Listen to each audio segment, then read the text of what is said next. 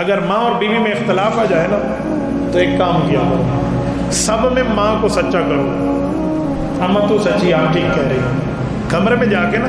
بیوی دے گوڑے پھڑنے پہ سمجھنا، آپ کو گھٹنوں پہ ہاتھ لگانے پڑے نا لگا لینا، لیکن اسے کہنا میری بیگم وہ میری جنت بھی ہے، میری دوزخ بھی ہے، میں نافرمانی کروں تو جہنم جاؤں گا، خدا کے لیے نرمی کر لے۔